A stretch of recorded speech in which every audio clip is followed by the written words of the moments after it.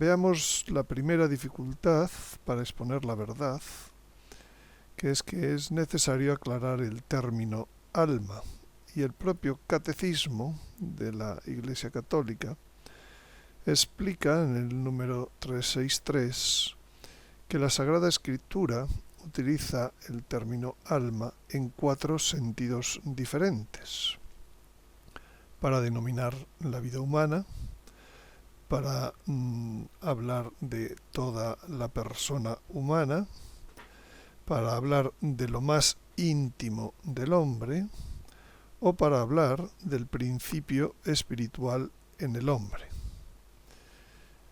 Evidentemente nos va a interesar más esta última acepción del ser el principio espiritual en el hombre. A su vez, el mismo catecismo de la Iglesia Católica tiene sus propios problemas para aclarar el término alma, porque utiliza 155 veces tan solo la palabra alma y utiliza los términos compuestos alma espiritual 8 veces y alma racional 5 veces. Y a su vez, para explicar lo que es el alma, se apoya en 2 conceptos filosóficos tomistas que lógicamente no están en la Sagrada Escritura, puesto que la filosofía tomista es 1300 años posterior a la terminación de la Sagrada Escritura. Y por otro lado, tampoco define el propio catecismo de la Iglesia Católica estos 2 conceptos, que son materia y forma, que aparecen en el número 365. Por tanto, para entender lo que es el alma, pues no basta leer el catecismo, puesto que el propio catecismo no explica, no define los términos a los que utiliza, los términos materia y forma. Por tanto, hay un problema tanto en la Sagrada Escritura, porque utiliza como sinónimo de 4 cosas el mismo término, y hay un problema en el modo de explicar las cosas también por el catecismo, puesto que se apoya en términos que no define, términos que están fuera del propio catecismo. Entonces, la materia no es alma, pero se necesita para explicarlo. La forma no es tampoco. Por tanto, terminamos con un modelo difícil de entender para el pueblo cristiano, porque si además se pretende que el catecismo sea algo que todo cristiano pueda acceder para formarse doctrinalmente, pero luego se complica su modo de explicar en cosas tan básicas como es el alma, pues tenemos un verdadero problema en el modo de transmitir, exponer la verdad.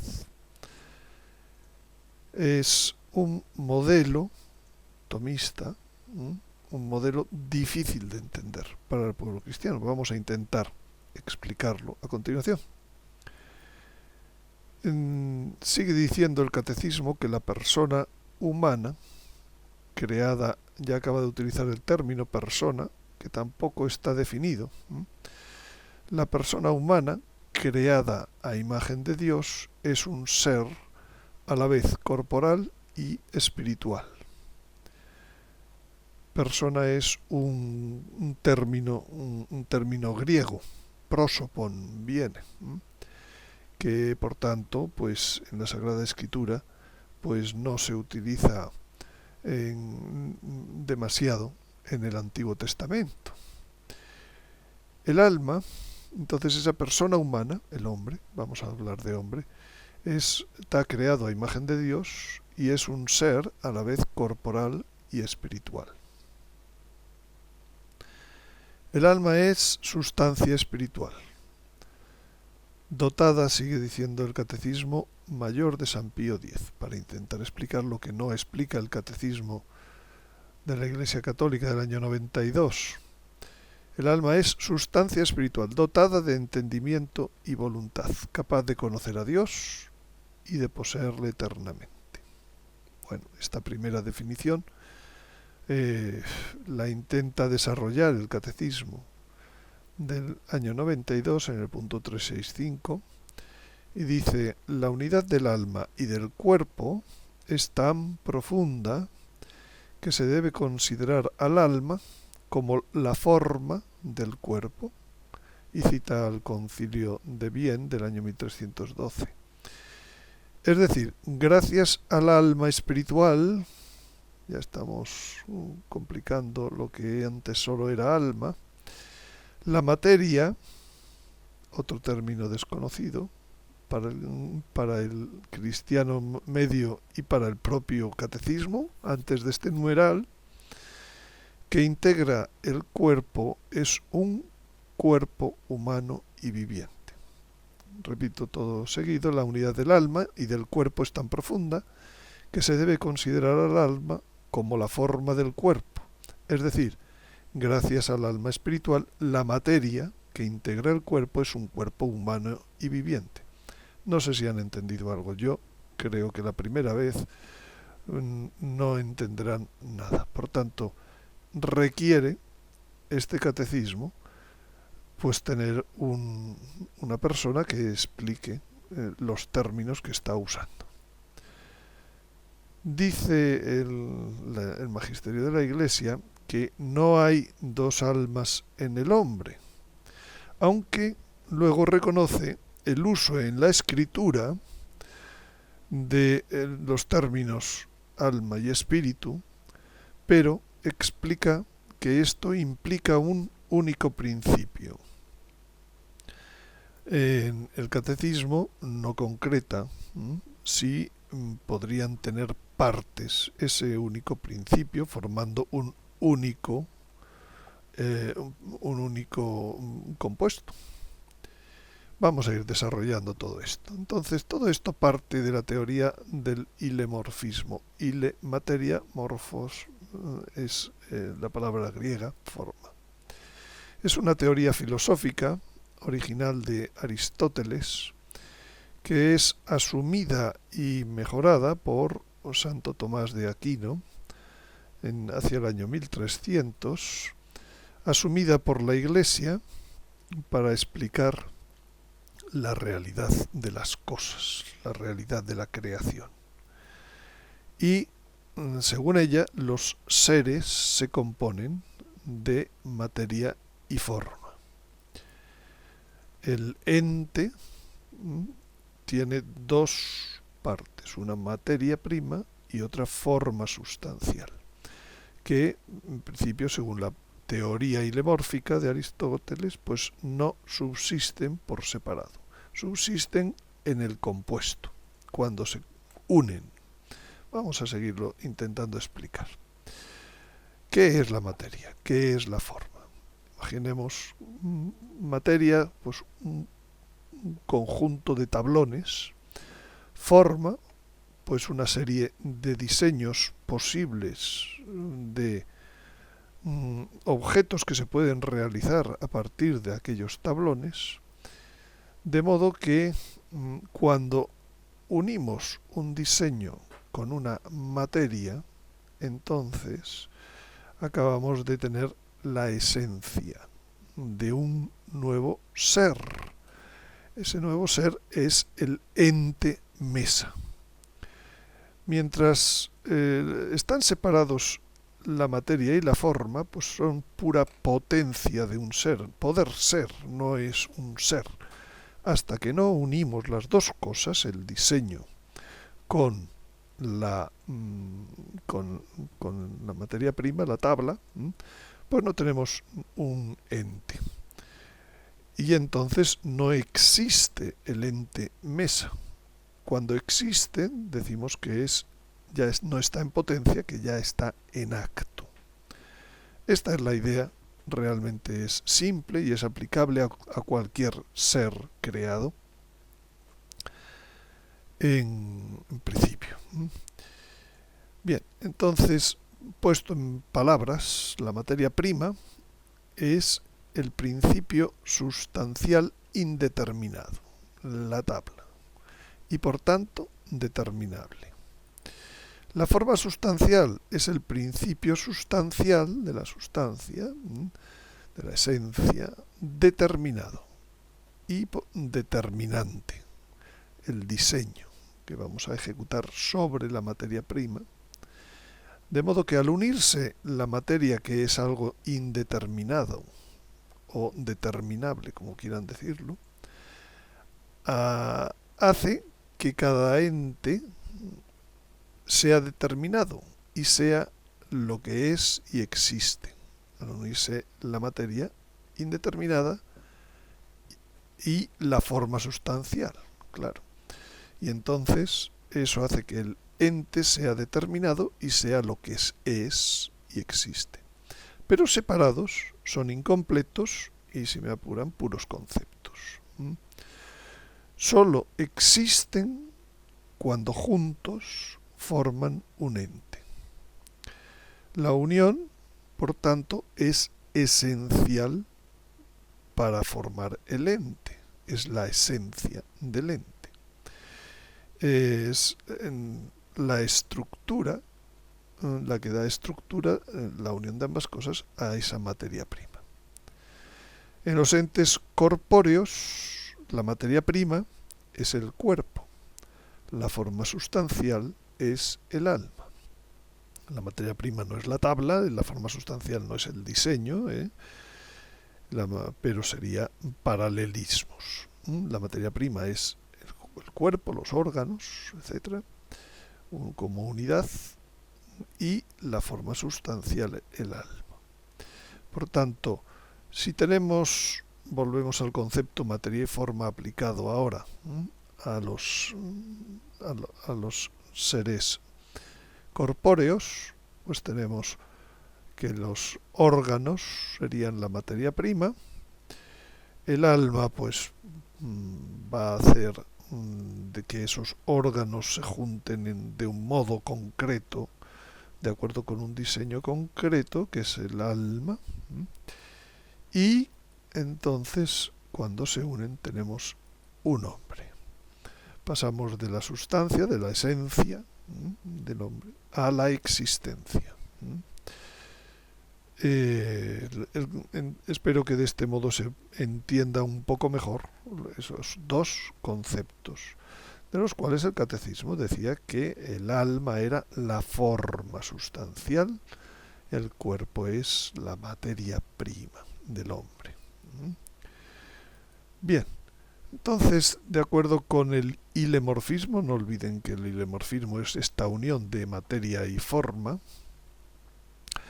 los entes, ¿cómo serían los entes? Los animales y los hombres. En los entes, pues hemos recordado el ejemplo de las tablas y el diseño de las mesas. Las tablas, la materia prima, la forma sustancial. En los animales, el cuerpo, los órganos, ¿no? Y un alma que es animal, formarían un animal. En el hombre, lo mismo, una serie de órganos con un alma que es distinta, que es superior, denominada por el catecismo en el punto 365 como alma espiritual. Esto es lo que forma el hombre. Expliquémoslo todavía un poco más detalladamente. El alma es un único principio. Ahora, la parte superior acoge funciones racionales discursivas, como ha dicho Santo Tomás, pero también acoge funciones espirituales, que son funciones racionales no discursivas.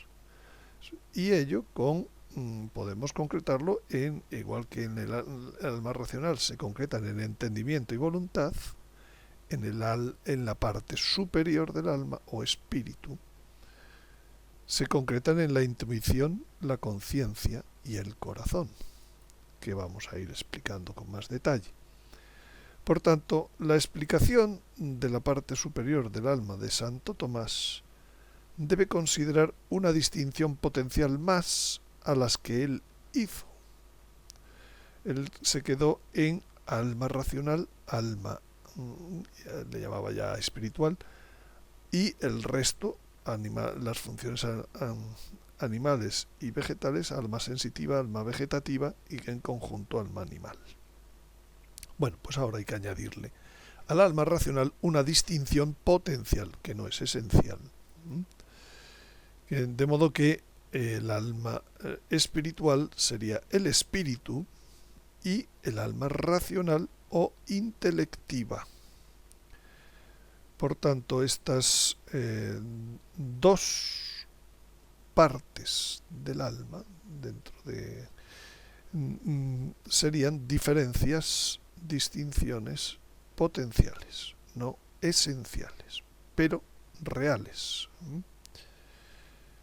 Bien, entonces, por ejemplo, el catecismo vuelve a insistir en que lo que más importa es decir que no son dos almas.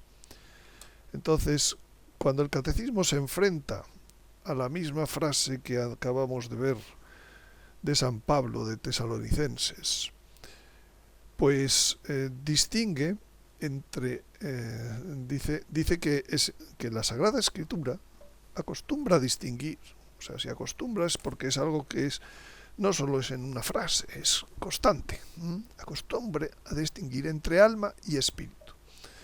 Y entonces pone el ejemplo. Así San Pablo ruega que para que nuestro ser entero, el espíritu, el alma y el cuerpo, sean conservados sin mancha hasta la venida del Señor. La misma frase que en la Suma Teológica de Santo Tomás acabamos de ver cómo lo resuelve. A ver cómo lo resuelve el catecismo. No es la única cita en donde la Sagrada Escritura, como luego veremos, habla de esta estructura interior del hombre, esta antropología. Y entonces dice que la Iglesia enseña que esta distinción no introduce una dualidad en el alma. No hay dos almas. Así lo dijo el Concilio IV de Constantinopla.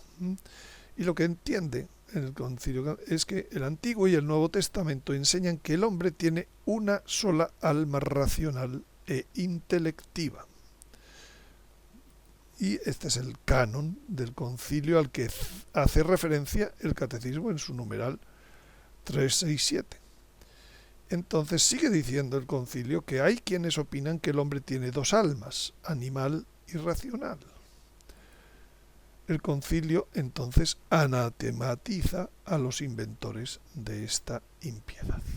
Como ven, esto es exactamente igual que lo que acaba de decir Santo Tomás en la Suma, pero no es un desarrollo, como dice el Papa León XIII en la Eterni Patris, de las semillas que dejó Santo Tomás para poder explicar cada vez más los misterios de la fe.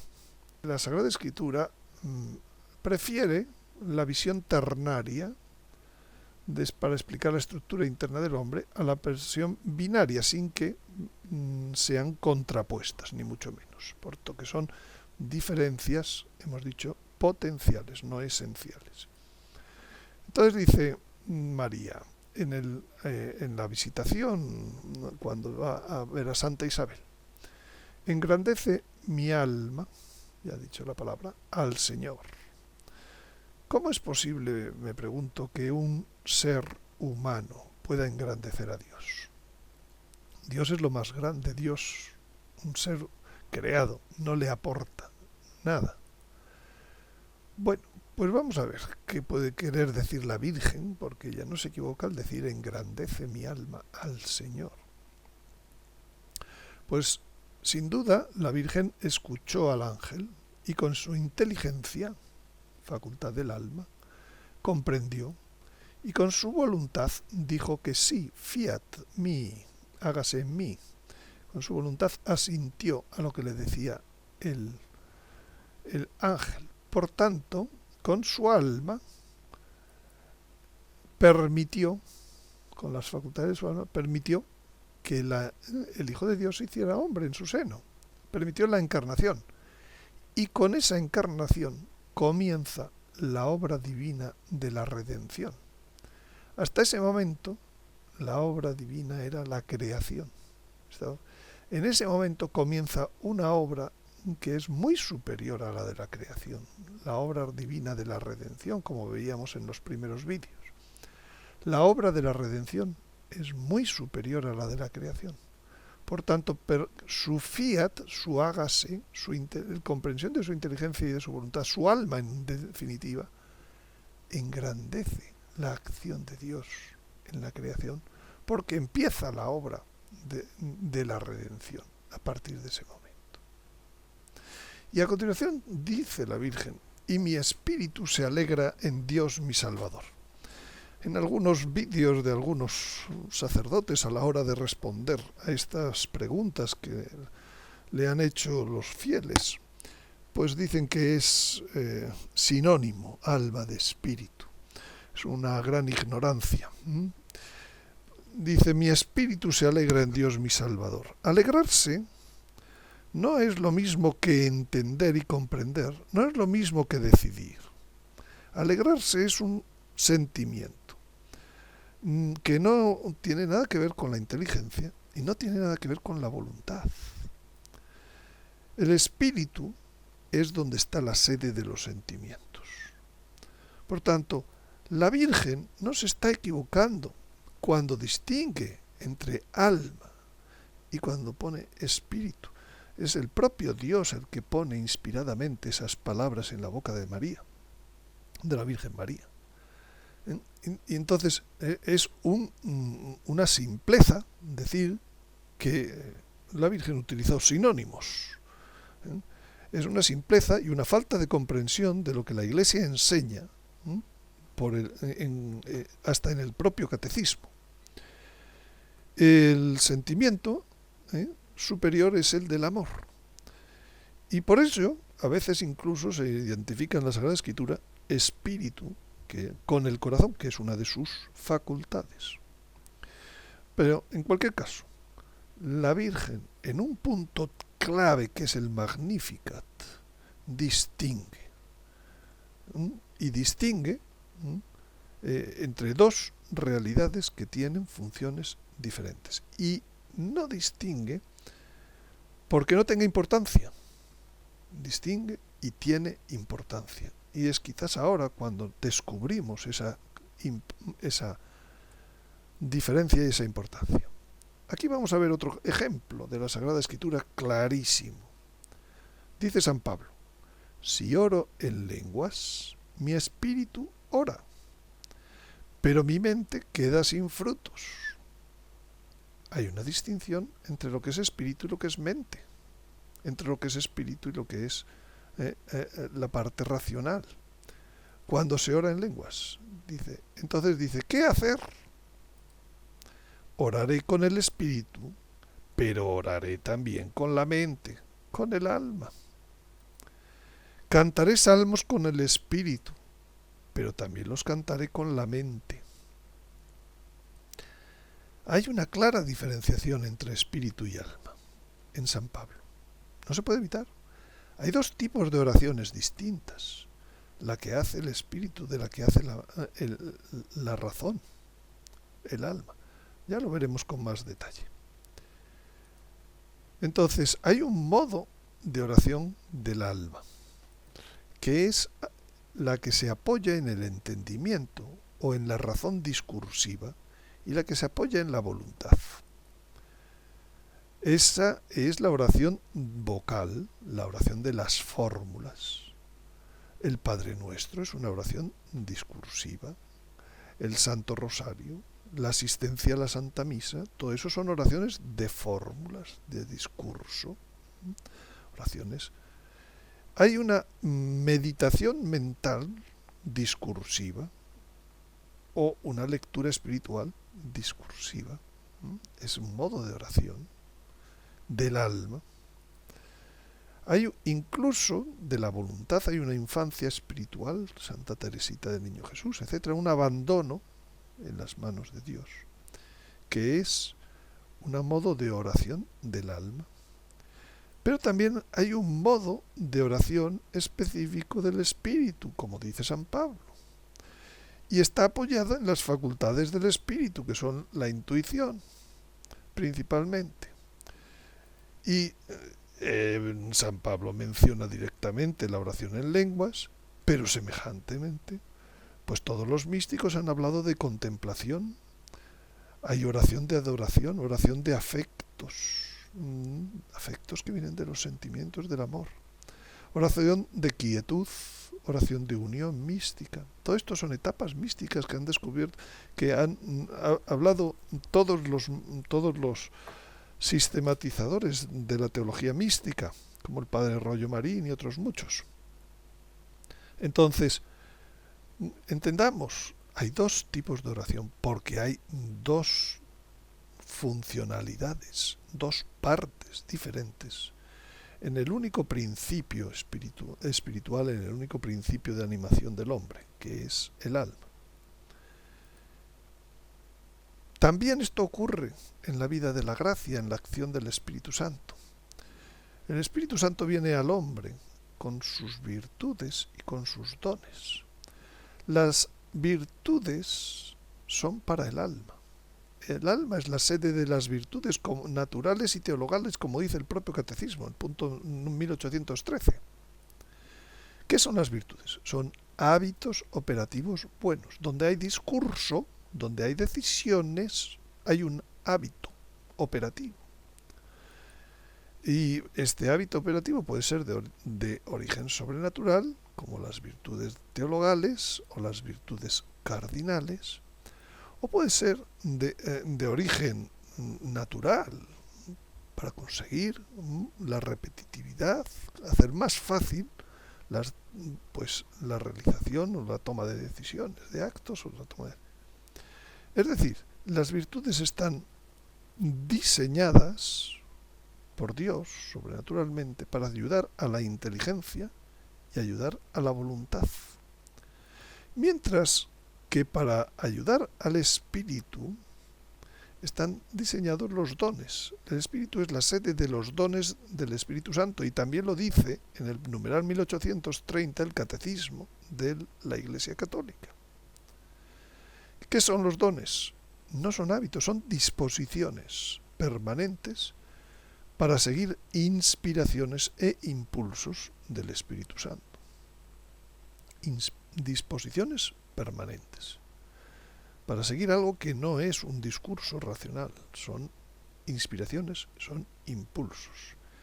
Y esos dones, pues sabemos que son 7: el don de sabiduría, entendimiento, consejo, fortaleza, ciencia, piedad, temor de Dios. Y vienen para ayudar no directamente a la inteligencia, sino a la intuición, a la conciencia y al corazón. Por supuesto que de ahí irán la información o las cosas de la propia sabiduría irán hacia el alma, que es quien toma las decisiones, quien comprende las cosas.